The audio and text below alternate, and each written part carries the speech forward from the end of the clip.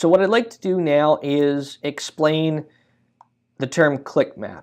A lot of times we look to analytics to represent how our traffic's moving on the website and what's working and how they're interpreting the information. Are they clicking through our various different funnels that we create, and are we driving conversion on the site? The problem is this is a one-dimensional view, and as you can see here it says 1D. That's a flat perspective because, as we all well know, there might be multiple buttons on a particular page that all go to a singular location, right?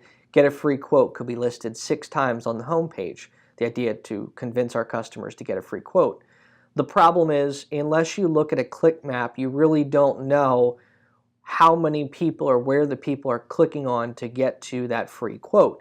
And analytics is just going to tell you people went to the home page and they went to get a free quote and explain to you the conversion numbers. But the problem is it's divided by 6 and it's relative to if you're on the iPhone or tablet.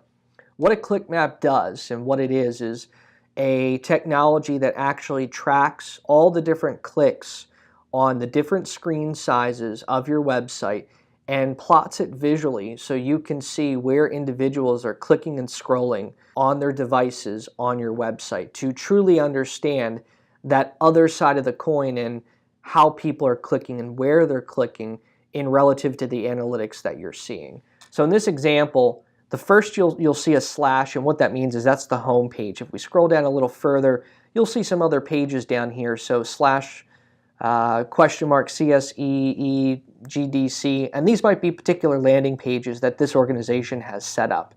Specifically in automotive, in this example, they have multiple splash pages and they're dynamic as different promotions ripple through the auto. But for you, it could be just a variety of different service pages, contact pages, product pages.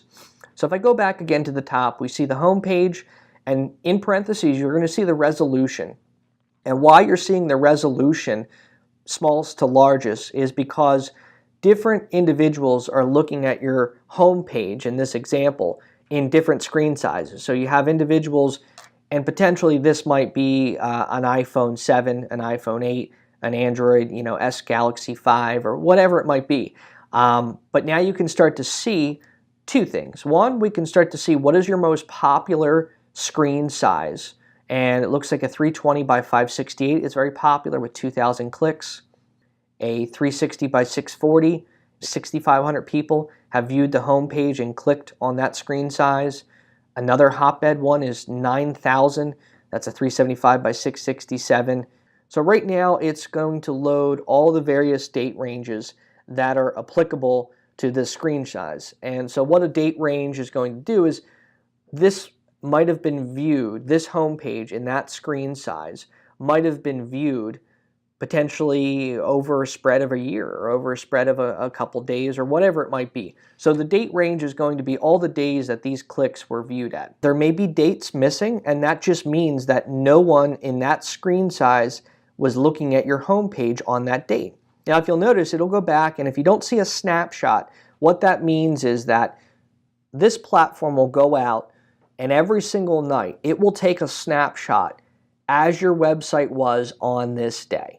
So what this is doing is on 7/25, when it says snapshot available, we're going to view the website as the website was on 7/25 of 2018, not as it is today, as it was on 7/25, 2018. So now we can also understand what content, what optimizations, what literature, what multimedia is outperforming by a click ratio, or understanding who's clicking more on what incentives. And that's very important. Someone has asked me before, why is there not a snapshot for sometimes the days? And this could be for a variety of reasons. It could be that this customer with their hosting vendor, the server did an offline backup and our technology didn't have the opportunity to snapshot it that night. It could have meant there was potentially an outage on their side. It could have meant that the website was just too slow to take a snapshot, which sometimes happen, again, if vendors are doing maintenance upgrades or anything like that. For a majority of time, I would say about 97 to 98% of the time, a snapshot typically goes through as long as your web is performing with a good host and there's no type of maintenance or update.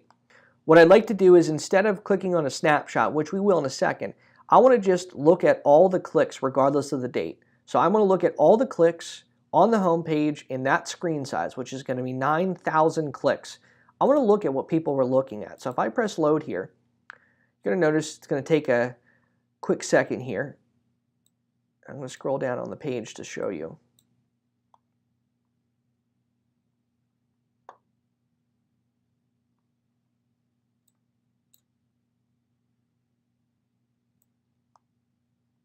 This is what happens when you get 9,000 clicks in view. So what we're looking here is all the clicks in what they call the Clickmap format. And you can actually see, you can start to understand what the story is about where people are clicking. What's the hotbed area from the interface that is really driving information. So it looks like and again, I would guess this is probably an iPhone 7 or 8. Now we can start to understand how the website looks and what people are clicking on. And it looks like, just from a very loose interpretation, that sales and service are getting the most amount of clicks. And I would maybe say even book appointment is number one. So I would say number one, your most important button on an iPhone screen size that's getting the most utilization is a book appointment, followed by service, sales, potentially contact, map, and a chat, which tells me that potentially people don't want to care, they don't care about chatting on the phone. So this might leave an opportunity where we could sub out a new button, where we could expand these out so there's more room for individuals that may feel that they want, like, this looks a little small to me, and if I have a big thumb and I'm trying to press down on sales and accidentally press service, I get a bad experience and I'm just not happy with kind of how things are. So if we remove this chat now, because it looks like not a lot of people are using this, and expand out the sales and service buttons, maybe make them a little bit more bold and easily accessible, this could potentially lead to more sales and service calls because we are driving the right content to the right interface at the right time for this user. And so let me go through, and I'm going to scroll down a little bit. And as I go through here, you can really kind of see the spread of the clicks. And again, we're looking at a live version of the website.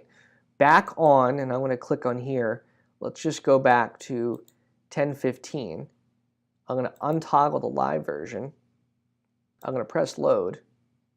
So what we're looking at here is specifically on 10:15. This is how the snapshot looked back on 10:15. Which is a lot different than what it looked like when we look at all the points superimposed. So a couple things tell me here. I don't know if there's anything that was happening on 10:15. Maybe it was, potentially you might want to tie this to seasonality. Black Friday, Cyber Monday, Christmas, Halloween, Thanksgiving, different things like that, where Labor Day, where buyers are going to the website in bulk. But assuming on 10:15, if this was a holiday, what this tells me is that people don't care to book an appointment on a holiday weekend. They care more about service and they care more about browsing inventory numbers than they do on that holiday weekend. Now again, 10:15 is no holiday, and I don't see any reason that we just chose a random date here, but you can see a little bit different story. So now we can start to understand the seasonality of the user base and why your users are clicking on what they're clicking on at different times of the year, to help you understand what's the best thing to serve on Christmas. Is it better to serve a promotion? Is it better to push a sales promotion or service promotion on Christmas?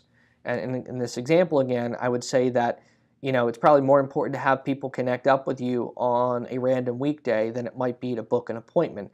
But I would challenge the business to look at this during a holiday and see if on Black Friday or even the day before Black Friday, on that Thursday, are more people inclined to book an appointment for Black Friday because they're off Black Friday, or they tend to take off on Black Friday.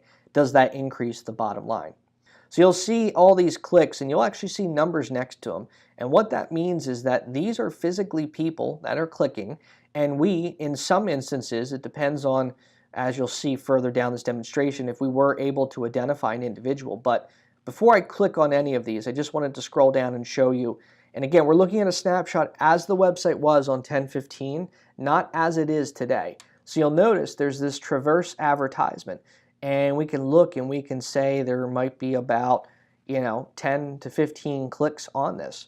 If we look at the live version and notice that this space was used for something else and we don't see any clicks, well, that screams to me that potentially there was 20 to 30 opportunities to purchase an LS Traverse. And this was potentially a good use of their space and a good use of their advertising on this date range, which we can assume is potentially just a weekday, no type of holiday. And now we can start to understand what's important. And if you look here, searching inventory, it looks like it only drew 2 clicks, and it looks like it's the same person. Visitor number 93,992. And if I look here, it looks like more people are interested in actually browsing by a category, a make and a model, as opposed to searching just all the inventory blindly.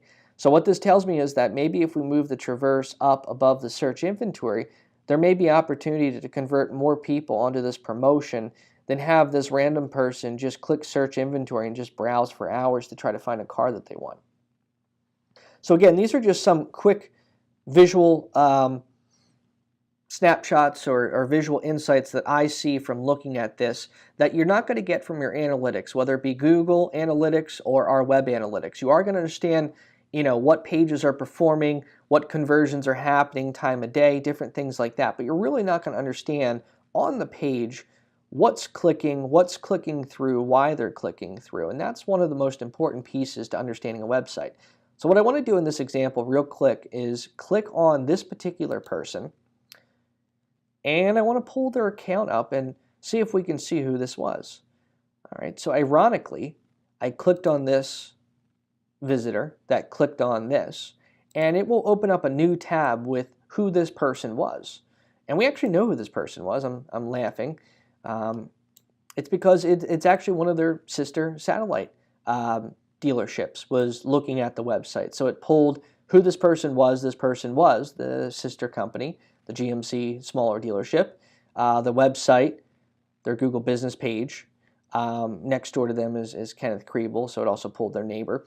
And just an estimated Dun & Bradstreet number on who this business was. But now, again, if you're trying to understand, and we'll go into that in more detail, but if you're trying to understand who was the person clicking on there, was it a business?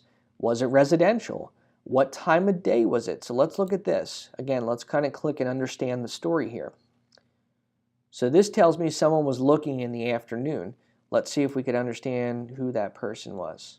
Now, unfortunately, we couldn't understand who that person was. It wasn't able to identify them, but it was from Massachusetts. They were on their iPhone. And again, I think I spoke before that it was probably an iPhone 7 or 8 that we were looking at, and it confirmed that it is an iOS. They were clicking twice, so they were clicking on that home page. It looks like they loaded up the home page twice, maybe clicked once, refreshed it, and clicked again on something else. Just again, understand the story kind of behind the scenes. And we can do this for a variety of different screen sizes. So I'm just going to load up one more screen size to show you an example. Now we're looking at the 768 by 1024, and I press load, and now it's going to show you the website as a 768 by 1024.